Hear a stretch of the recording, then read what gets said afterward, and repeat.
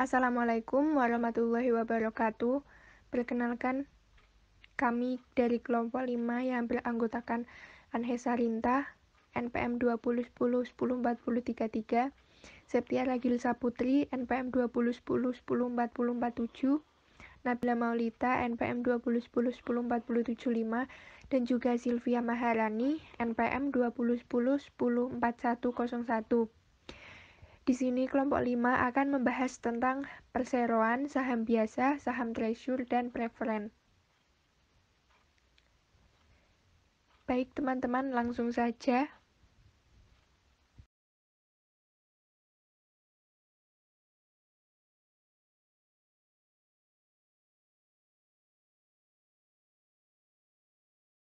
Perseroan atau corporation adalah suatu entitas yang terpisah dan dibedakan dari pemiliknya. Didirikan berdasarkan ketentuan hukum dan keberadaannya bergantung pada yurisdiksi di mana perseroan tersebut didirikan. Sebagai badan hukum, perseroan juga memiliki sebagian hak dan hak istimewa perorangan, yang perbedaannya ada pada hak istimewa yang hanya bisa dilakukan oleh orang yang hidup. Cara umum mengklasifikasi perseroan ada dua. Yang pertama melalui tujuan, yaitu untuk profit atau keuntungan, atau untuk non-profit atau nirlaba.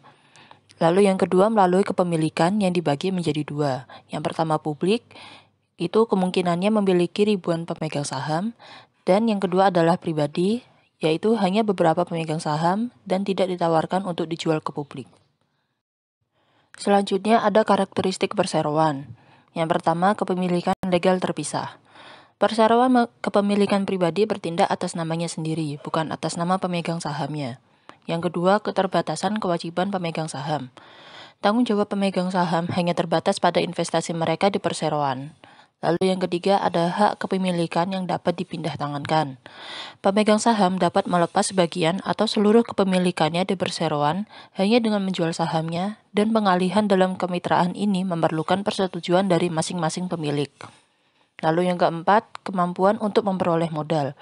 Perseroan relatif mudah mendapatkan modal dengan menerbitkan saham. Lalu yang kelima, usaha yang berkelanjutan. Jangka waktu pengoperasian perseroan dinyatakan dalam akta pendiriannya. Apabila terbatas, perusahaan dapat memperpanjangnya melalui pembaruan akta. Lalu yang keenam ada manajemen perseroan. Secara hukum, pemegang saham adalah pemilik perseroan, tapi mereka mengelolanya secara tidak langsung melalui dewan direksi yang telah dipilih sebagai bagian dari tanggung jawabnya merumuskan kebijakan operasional untuk perseroan. Untuk bagian-bagiannya dapat dilihat pada gambar di samping berikut. Lalu yang ketujuh ada peraturan pemerintah.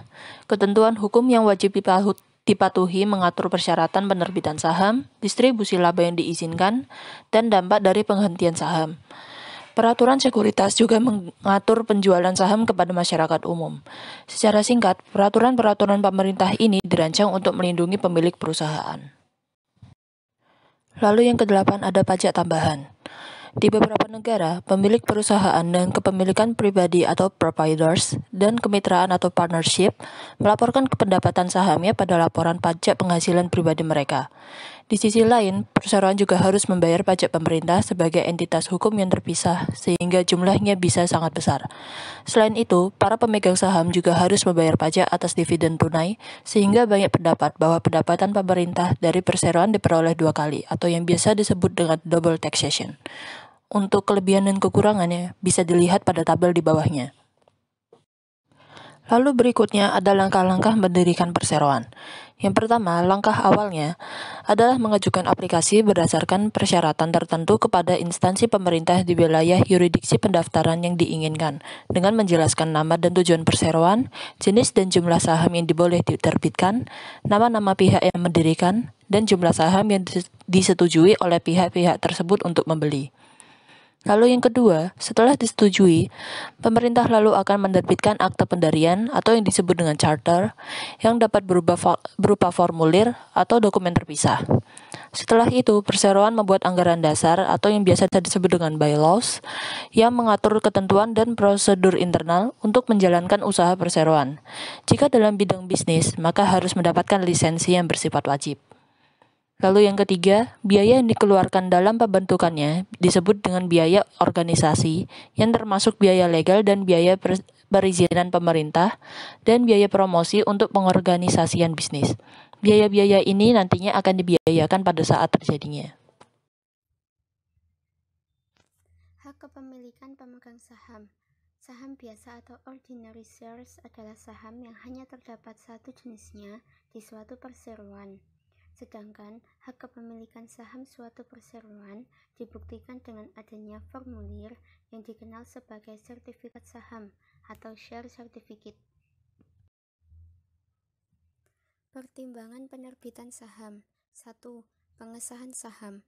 Akta pendirian penunjukan jumlah saham yang disahkan untuk dijual atau authorized shares.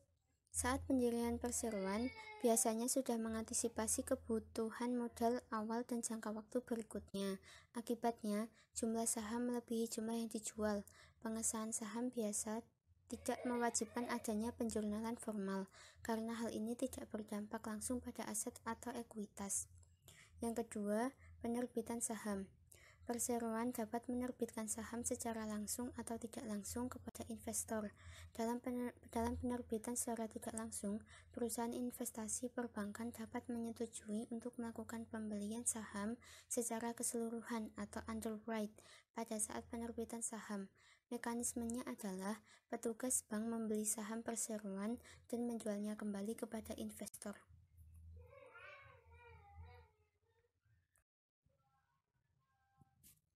3. Harga pasar saham. Harga yang ditetapkan oleh pasar bursa efek cenderung mengikuti tren laba dan dividen perusahaan. Perdagangan saham biasa melibatkan pemindah tanganan saham yang sudah diterbitkan dari pemegang saham sebelumnya kepada investor lain. Transaksi ini tidak berdampak pada ekuitas. 4. Saham dengan nilai pari dan tanpa pari. Saham dengan nilai pari atau nilai nominal dalam kurung par value share adalah saham biasa di mana akte pendirian perseroan telah mencantumkan nilainya per saham. Sedangkan saham tanpa nilai pari atau no par value share adalah saham biasa di mana akte pendirian perseroan belum mencantumkan nilai nominal. Modal perseroan. Dalam laporan posisi keuangan perseroan, terdapat dua bagian, yaitu modal saham dan saldo laba atau modal yang diperoleh. Dari sudut pandang hukum, perbedaan keduanya sangat penting. Secara umum, kebanyakan perseroan dapat membagikan laba atau membagikan dividen dari saldo laba. 1. Modal saham atau share capital, yaitu kas dan aset lainnya yang dibayarkan ke perseroan oleh para pemegang saham dengan imbalan saham biasa. Dan yang kedua, saldo laba atau retained earning adalah laba neto yang dimiliki perseroan untuk digunakan di masa depan. Laba neto dicatat dalam akun saldo laba melalui ayat jurnal penutupan yang mendapat ikhtisar laba rugi dan mengkredit saldo laba.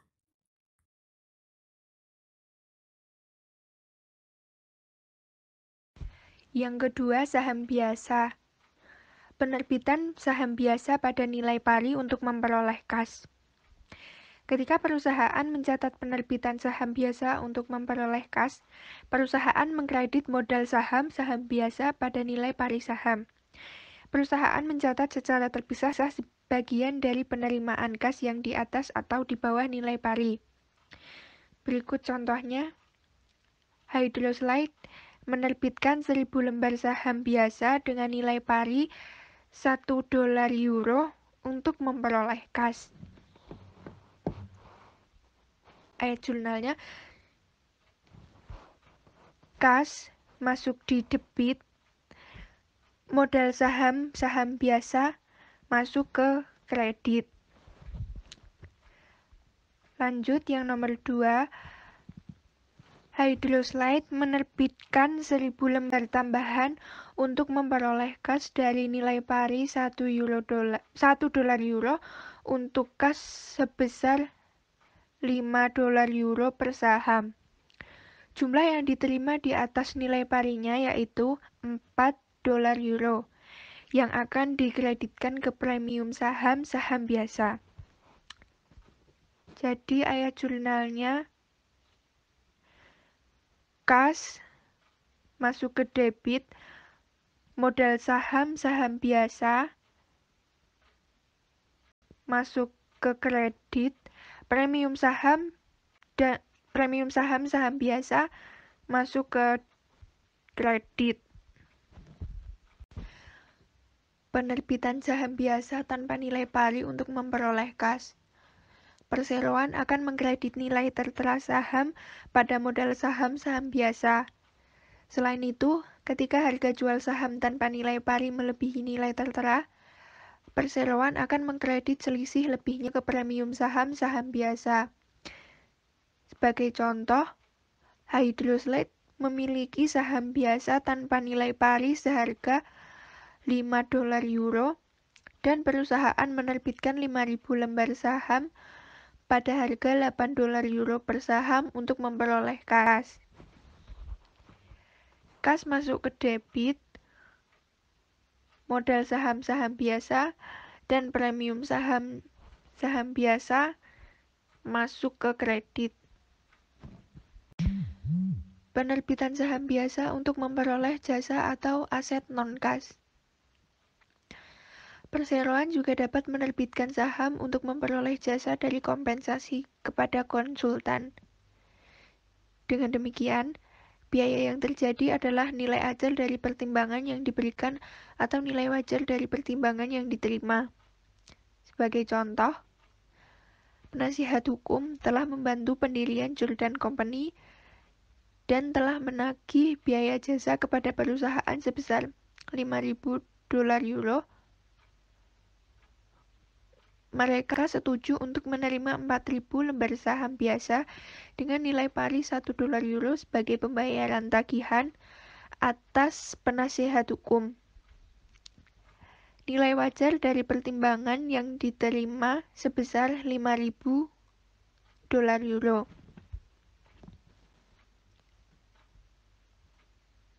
Lalu,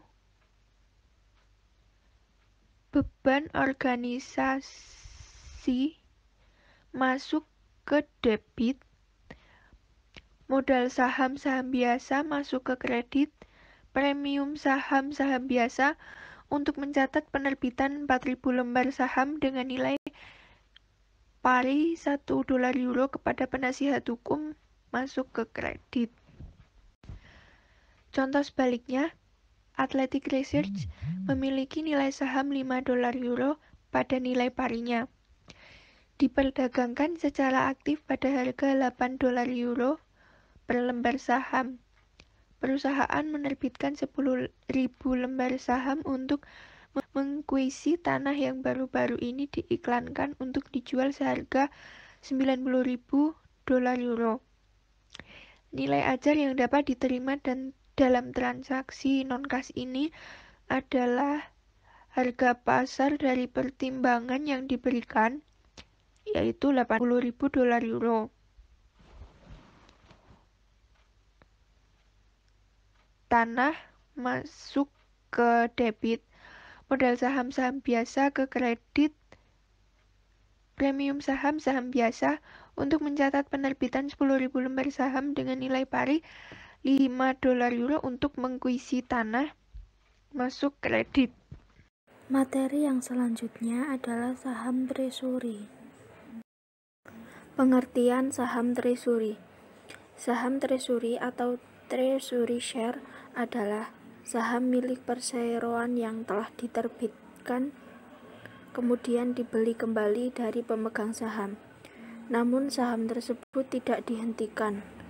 Sebuah perseroan dapat memperoleh saham treasury karena berbagai alasan, antara lain 1. Untuk menerbitkan kembali saham pada karyawan atas program bonus atau kompensasi saham. 2. Untuk memberikan sinyal pada pasar sekuritas bahwa manajemen tahu harga saham sedang menurun, dengan harapan dapat meningkatkan nilai pasar. 3. Untuk memiliki saham tambahan yang tersedia untuk mengakuisisi perusahaan lainnya. 4. Untuk mengurangi jumlah saham yang beredar, sehingga dapat meningkatkan laba per saham atau earnings per share.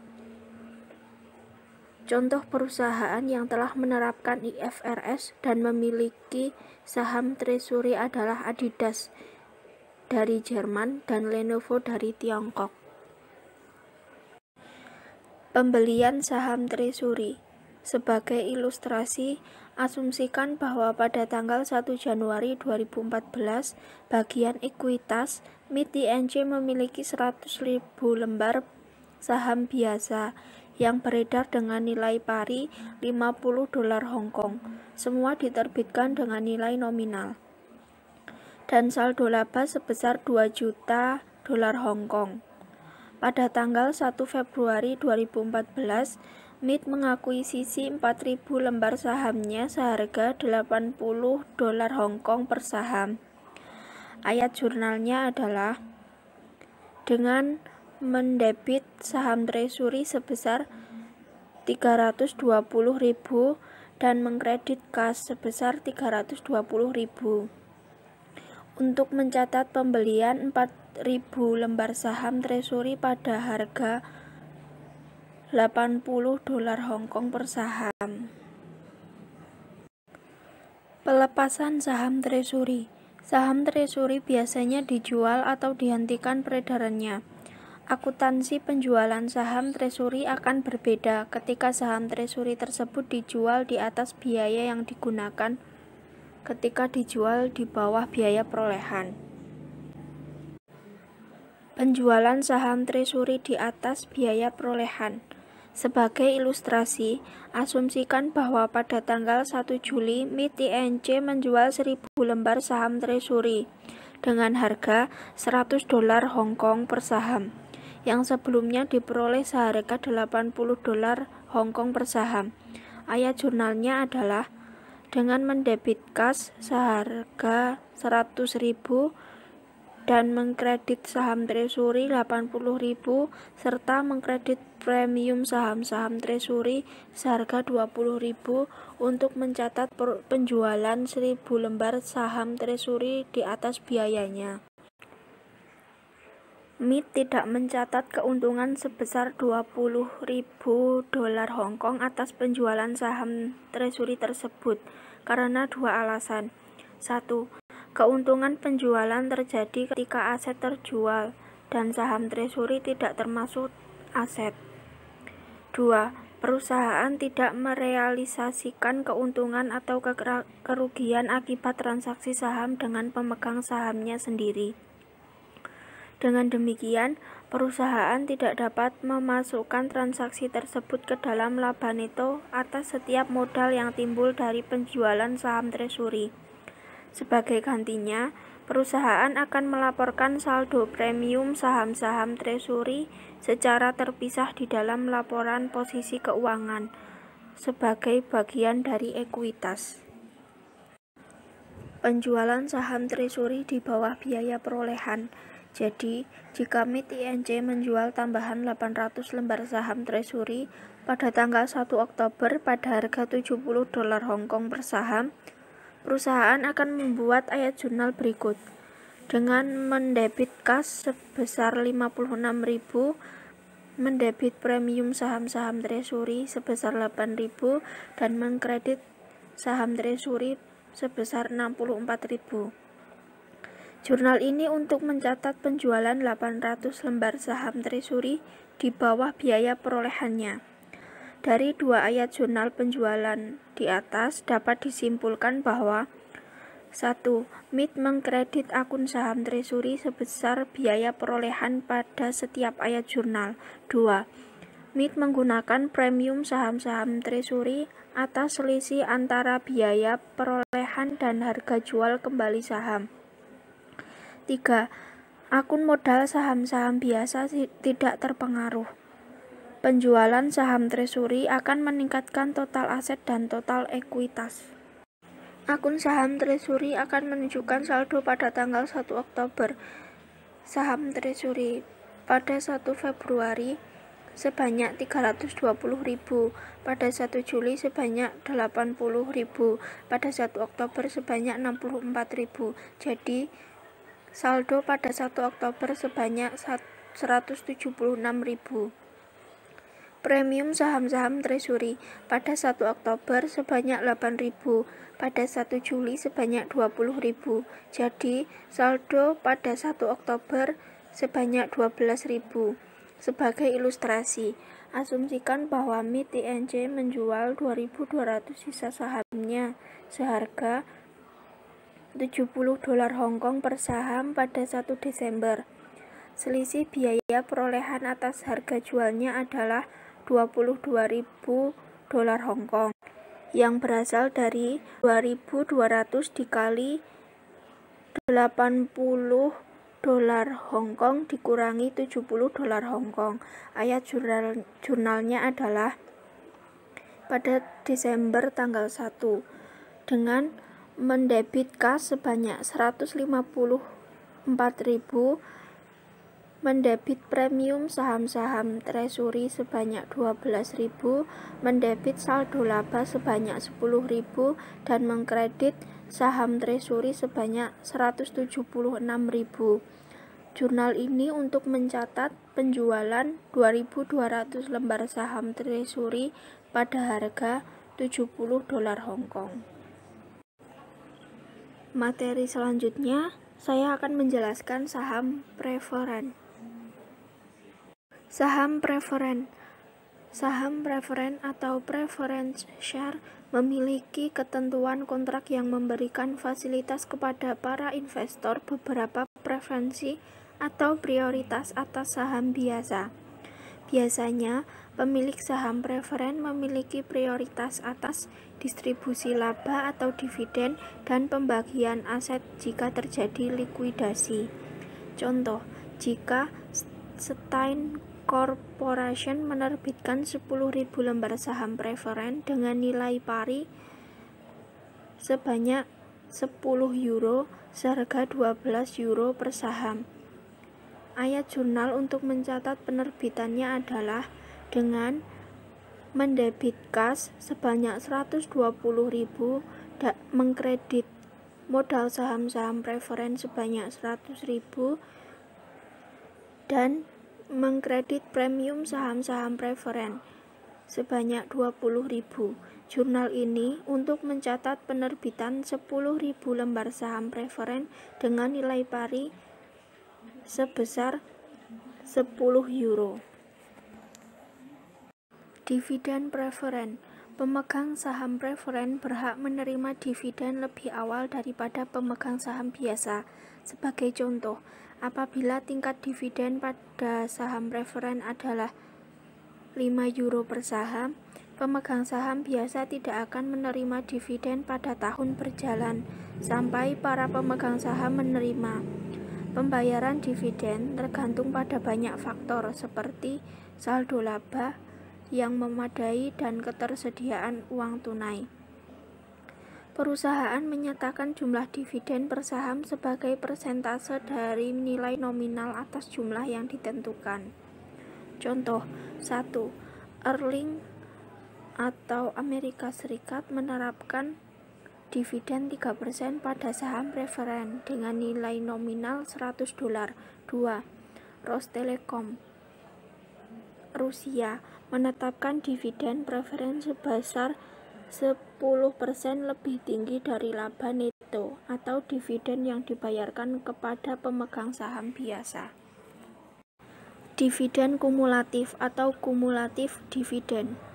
Artinya, pemegang saham preferen harus menerima pembayaran terlebih dahulu, baik dividen tahun berjalan maupun dividen tahun sebelumnya, yang belum dibayarkan sebelum pemegang saham biasa menerima dividen. Dividen tunggakan atau dividen in arrears adalah bila saham preferen bersifat kumulatif, dividen preferen yang tidak diumumkan dalam periode tertentu. Sebagai ilustrasi, asumsikan Scientific Leasing memiliki 5.000 lembar saham preferen kumulatif yang beredar, dengan tingkat dividen 7% seharga €100 pada nilai pari. Setiap €100 saham, perusahaan membayar dividen sebanyak €7, yaitu 0,07 dikali €100.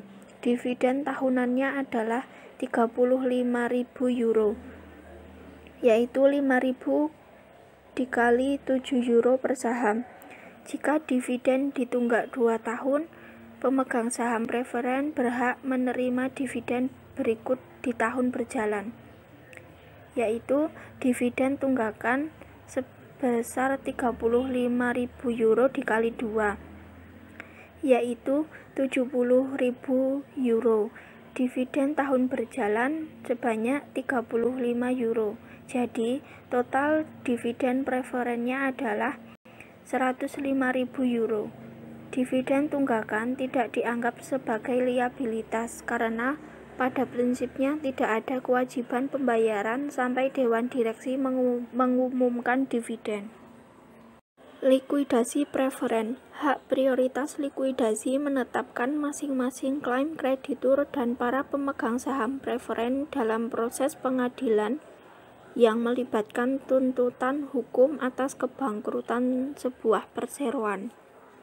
Demikian pemaparan materi tentang perseroan saham biasa, saham treasury, dan preferen dari kelompok kami.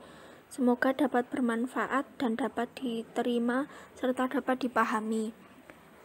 Apabila ada tutur kata yang salah dari kelompok kami mohon maaf.